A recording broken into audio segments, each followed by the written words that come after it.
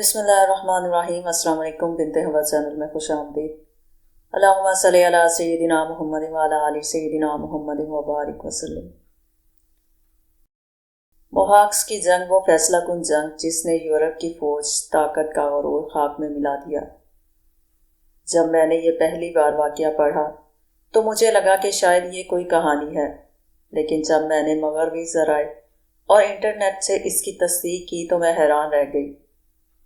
یہ واقعہ یورپ میں مشہور ہے کیونکہ اس میں ہنگری کا بادشاہ، ہزاروں نواب اور بے شمار فوجی مارے گئے تھے۔ آج بھی وہاں ان کی قبریں ہیں جنہیں لوگ دیکھنے جاتے ہیں۔ یہ ایک اصلی جنگ تھی جسے ہمارے اسکولوں میں پڑھانا چاہیے تھا اور ہر سال اس کا ذکر ہونا چاہیے تھا۔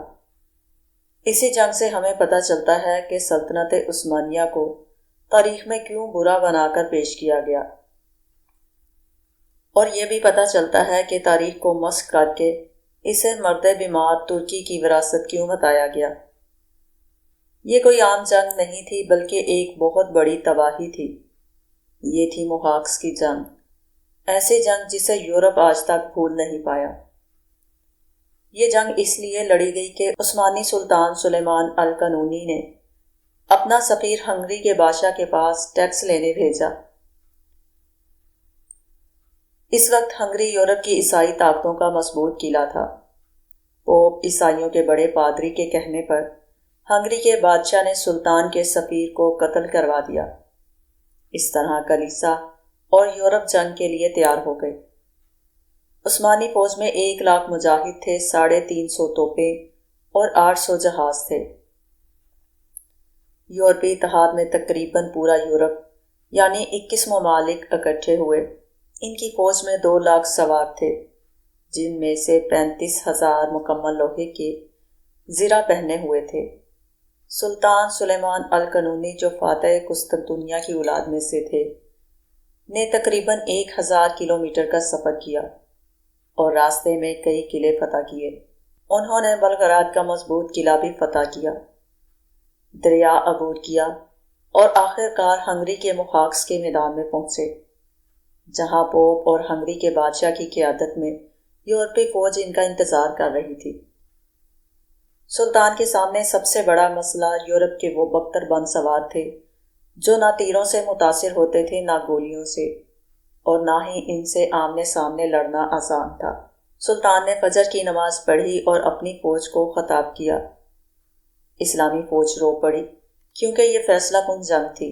سلطان نے اپنی فوج کو 10 کلومیٹر کے علاقے میں 3 حصوں میں ترتیب دیا۔ پہلی صف میں چنیدہ فوج ینگچری تھی، دوسری صف میں ہلکے سوار رضاکار اور پیدل فوج تھی، تیسری صف میں سلطان خود اور توپیں تھیں۔ عصر کی نماز کے بعد ہنگری کی فوج نے حملہ کیا۔ سلطان نے ینگچریوں کو حکم دیا کہ 1 گھنٹہ ڈٹ کر لڑیں پھر پیچھے ہٹ جائیں، اور دوسری صف کو کناروں کی طرف ہٹنے کا حکم دیا۔ ینگچریوں نے بہادری سے لڑتے ہوئے 2 حملوں میں یورپی پیدل فوج کو تباہ کر دیا۔ صرف ایک حملے میں 20,000 یورپی مارے گئے۔ پھر یورپ کی طاقتور بختر بند سوار فوج آگے بڑھی۔ اسی وقت عثمانی فوج کناروں کو چھوڑتی ہوئی بیچ میں سے ہٹ گئی، جس سے میدان کا درمیانی حصہ خالی ہو گیا۔ 1,00,000 یورپی سوار زور سے اسی خالی حصے کی طرف بڑھے۔ اچانک وہ عثمانی توپوں کے سامنے آ گئے اور ہر طرف سے توپوں نے فائر کیا، اور صرف 1 گھنٹے میں یورپی فوج تباہ ہو گئی۔ پیچھے کی فوج دریا کی طرف بھاگی۔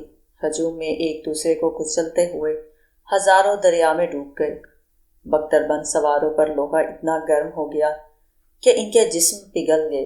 یورپی فوج نے ہتھیار ڈالنے چاہے، لیکن سلطان سلیمان نے فیصلہ دیا کہ کوئی قیدی نہیں لیا جائے گا۔ عثمانی فوج نے کہا، یا لڑو یا مر جاؤ۔ اس طرح یورپی فوج نے آخری جنگ لڑی۔ اس جنگ میں ہنگری کا بادشاہ، 7 بڑے پادری، پوپ کا نمائندہ اور 70,000 سوار مارے گئے۔ 25,000 زخمی قیدی بنے۔ عثمانی فوج نے ہنگری کے دارالحکومت میں فوجی پریڈ کی، جہاں سب نے سلطان کا ہاتھ چوما۔ مسلمانوں میں صرف 1,500 شہید اور 3,000 زخمی ہوئے۔ مکہ، مدینہ، بیت المقدس اور مصر سے سلطان کو مبارکباد کے خط آئے۔ اس روز یورپ کی فوج طاقت کا غرور خاک میں مل گیا۔ ہنگری آج تک اس شکست کو نہیں بھول سکا۔ یہ تاریخ کی حیرت انگیز جنگ ہے جس کے نتیجے بہت تیزی سے آئے۔ یورپی مورخ آج بھی اس پر حیران، ناراض اور متعصب ہیں۔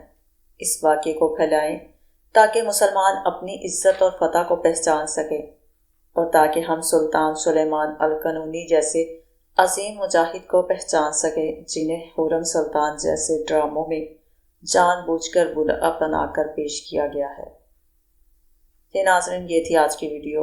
اگر آپ کو پسند آئی ہو تو اسے ضرور لائک کریں اور زیادہ سے زیادہ شیئر کریں۔